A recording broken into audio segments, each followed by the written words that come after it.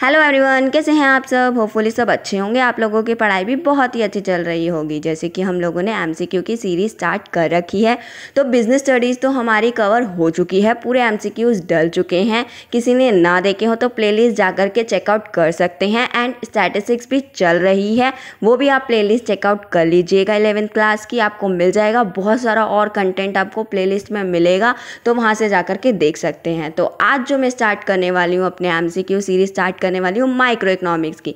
Chapter 1 से start करते हैं, इंट्रोडक्शन से। चैप्टर 1 आप लोगों ने पढ़ लिया होगा तो आपके लिए रिवीजन और इवेल्युएशन हो जाएगा ये।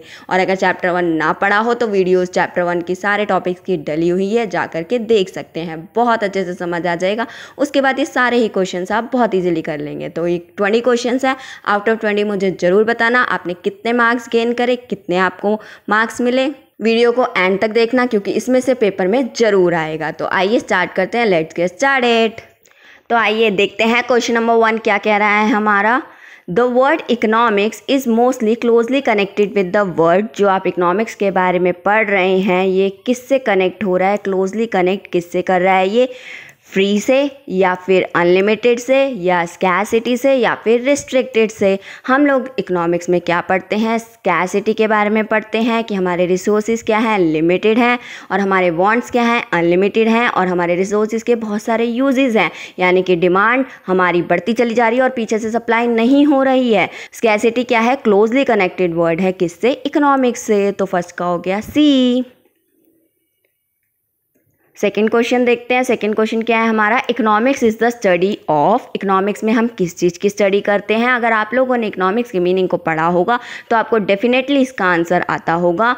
फर्स्ट है हमारा, how society manages its unlimited resources. Society कैसे अनलिमिटेड रिसोर्सेज को मैनेज करे, या फिर how fully satisfy our limited wants. कैसे हम सेटिस्फाई करें अपने लिमिटेड वांट्स को, या फिर C, how to reduce our want until we are satisfied. कैसे हम अपने वांट्स को रिड्यूस करें जब तक वो सेटिस्फाइड ना हो जाएं।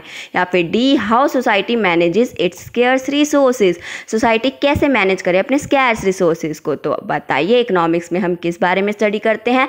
अगर मीनिंग नहीं पता तो पहली वीडियो देखिए इस चैप्टर की, बहुत अच्छे से समझा रखी है, डिस्क्रिप्शन बॉक्स में लिंक मिल जाएगा, वहां से जा करके देखिए और फिर इस क्वेश्चन का आंसर जरूर अटेम्प्ट करना। तो देखिए, जब हम ए ऑप्शन की बात करते हैं तो society manages is unlimited resources. हमारे तो रिसोर्सेज क्या होते हैं, लिमिटेड होते हैं, अनलिमिटेड तो होते ही नहीं है, तो ये ऑप्शन तो नहीं है। How to fully satisfy our limited wants. हमारे जो वांट्स हैं वो क्या होते हैं, अनलिमिटेड होते हैं, और यहाँ लिखा हुआ है लिमिटेड वांट्स, तो ये ऑप्शन भी नहीं है इकोनॉमिक्स का। तो how to reduce our wants until we are satisfied. जब हम वांट्स को कम कर देंगे तो सेटिस्फाइड कैसे होंगे, तो ये भी ऑप्शन हमारा इकोनॉमिक्स की स्टडी में नहीं आता। इकोनॉमिक्स हमें क्या बताती है, how society manages it's scarce resources. कैसे सोसाइटी अपने स्केर्स रिसोर्सेज को, लिमिटेड रिसोर्सेज को किस तरीके से मैनेज करते हुए चले। एक कंज्यूमर को क्या मिले, ज़्यादा से ज़्यादा सेटिस्फेक्शन मिले, और एक सेलर को, प्रोड्यूसर को क्या मिले, ज़्यादा से ज़्यादा मैक्सिमम प्रॉफिट मिले, और एक सोसाइटी को क्या मिले, सोशल वेलफेयर मिले। तो सेकंड का आंसर क्या हो गया हमारा, डी। अब थर्ड क्वेश्चन की बात करते हैं। थर्ड क्वेश्चन हमारा क्या कह रहा है, what is known as the study of individual units. Study of individual units किसे कहा जाता है, डेवलपमेंट इकोनॉमिक्स को, या फिर मैक्रो इकोनॉमिक्स को, या फिर इनकम एंड एम्प्लॉयमेंट थ्योरी को, या फिर माइक्रो इकोनॉमिक्स को।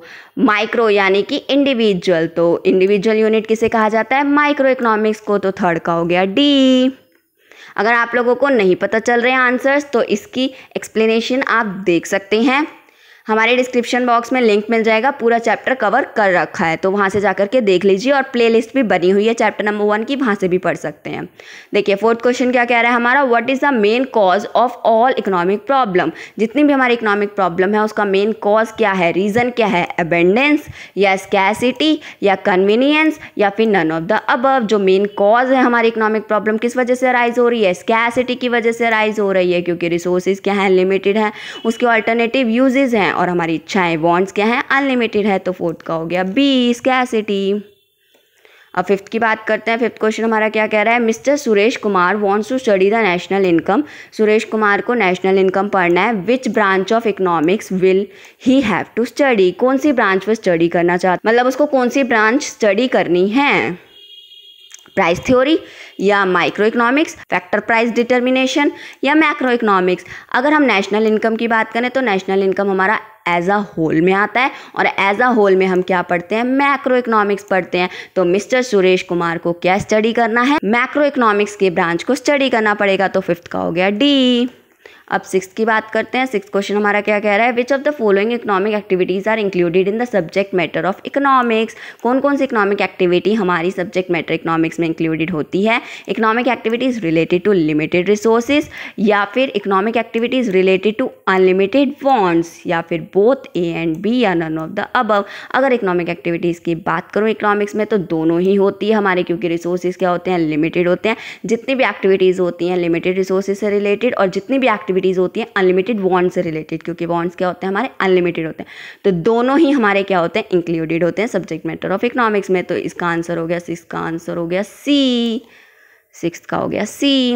अब 7th की बात करते हैं। 7th क्वेश्चन क्या कह रहा है हमारा, micro has been derived from the dash word which mean small. बताइए माइक्रो कौन से वर्ड से डिराइव्ड हुआ है, अरेबियन वर्ड से, जर्मन वर्ड से, ग्रीक वर्ड से या फिर इंग्लिश वर्ड से। तो बताइए कौन से वर्ड से हुआ है हमारा, ग्रीक वर्ड से ये डिराइव्ड हुआ है। माइक्रोस के बारे में आप पढ़ेंगे, ग्रीक वर्ड है, इससे ये क्या हुआ है, डिराइव्ड हुआ है। तो 7th का हो गया सी। अब 8th की बात करते हैं। 8th क्वेश्चन हमारा क्या कह रहा है, which of the economic problem deal with technique of production. हमने 3 इकोनॉमिक प्रॉब्लम पढ़ी हैं, what to produce, how to produce and for whom to produce. तो ये पूछ रहा है टेक्निक ऑफ प्रोडक्शन की कौन सी प्रॉब्लम है। तो बताइए कौन सी प्रॉब्लम डील करती है टेक्निक ऑफ प्रोडक्शन में, what to produce, for whom to produce या हाउ टू प्रोड्यूस या नन ऑफ द अबव। ये कौन सी प्रॉब्लम है आपकी, हाउ टू प्रोड्यूस प्रॉब्लम है। इसमें हम क्या पढ़ते हैं कि कौन सी टेक्निक को यूज़ करके हम कंजम्पशन करें। कौन सी टेक्निक होती हैं, 2 टेक्निक के बारे में पढ़ा है इसमें हमने, लेबर इंटेंसिव टेक्निक का यूज़ करें या फिर कैपिटल इंटेंसिव टेक्निक का यूज़ करें। तो 8th का हो गया सी, हाउ टू प्रोड्यूस डील करती है हमारी टेक्निक ऑफ प्रोडक्शन में। 8th का हो गया सी। 9th की बात कर लेते हैं। 9th क्वेश्चन हमारा क्या कह रहा है, scarcity refers to limitation of dash in relation to dash for a commodity. Scarcity का मीनिंग पूछ रहा है मतलब ये। तो बताइए लिमिटेशन डिमांड में होती है इन रिलेशन टू सेल, या फिर लिमिटेशन सप्लाई में होती है इन रिलेशन टू डिमांड, या फिर लिमिटेशन डिमांड में होती है इन रिलेशन टू सप्लाई, या फिर नन ऑफ द अबव। अगर स्कैसिटी की बात करी जाए तो लिमिटेशन किसकी होती है, सप्लाई की होती है, और डिमांड ज़्यादा से ज़्यादा हो रही होती है। Supply, scarcity refers to limitation of supply in relation to demand for a commodity, यानी कि पीछे से डिमांड तो आ रही है लेकिन पीछे से उस प्रोडक्ट की सप्लाई नहीं है, सप्लाई इतनी ज़्यादा नहीं है, सप्लाई में लिमिटेशन है और डिमांड ज़्यादा है, तो हमारी स्कैसिटी आ जाती है। तो 9th का हो गया बी। अब 10th की बात करते हैं। 10th क्वेश्चन हमारा क्या कह रहा है, which economic problem involve selection of category of people who will ultimate consume the goods. बताइए कौन सी प्रॉब्लम में होता है selection of category of people who will ultimately consume the goods. कौन सी प्रॉब्लम में होता है जिसमें कैटेगरी ऑफ पीपल की सिलेक्शन होती है जो कि गुड्स को कंज्यूम करेगा। बताओ किस में होता है ये, हाउ टू प्रोड्यूस में होता है, व्हाट टू प्रोड्यूस में होता है, या फॉर होम टू प्रोड्यूस में होता है, या नन ऑफ दीज में होता है। तो किस में होता है, फॉर होम टू प्रोड्यूस में डिसाइड किया जाता है किसके लिए गुड प्रोड्यूस किया जाएगा, रिच के लिए किया जाएगा, मोर रिच के लिए किया जाएगा, पुअर के लिए किया जाएगा, या मोर पुअर के लिए किया जाएगा। तो ये किसके लिए प्रोड्यूस किया जाता है, जिसकी जितनी पेइंग कैपेसिटी होती है उस अकॉर्डिंग गुड को प्रोड्यूस किया जाता है। तो इसका आंसर आ गया हमारा for whom to produce, 10th का सी। ज़्यादा एक्सप्लेनेशन के लिए आप वीडियो की हेल्प ले सकते हैं, तीनों प्रॉब्लम डिस्कस कर रखी है तो वहाँ से आप पढ़ सकते हैं। नेक्स्ट हमारा question number 11th। Question number 11th हमारा क्या कह रहा है, द अपॉर्चुनिटीज अराइजेस। ए हमारा when there is just one alternative, जब वन ऑल्टरनेटिव होता है तब अपॉर्चुनिटी अराइज होती है, या फिर व्हेन देयर आर 2 और मोर ऑल्टरनेटिव्स, या फिर 2 और 2 से ज़्यादा ऑल्टरनेटिव होते हैं, या फिर इधर ए और बी या नन ऑफ दीज। तो बताइए अपॉर्चुनिटीज़ कहाँ अराइज होती है। अपॉर्चुनिटी का मतलब होता है अपॉर्चुनिटीज़ कहाँ अराइज होती है। अपॉर्चुनिटी आपको एक ऑल्टरनेटिव में मिलती है, नहीं, अपॉर्चुनिटी हमें कहाँ मिलती है, जहाँ 2 और 2 से ज़्यादा ऑल्टरनेटिव होते हैं। तो 11th का हो गया हमारा बी। नेक्स्ट है हमारा identify the central problem which deals with deciding the quantity of goods to be produce.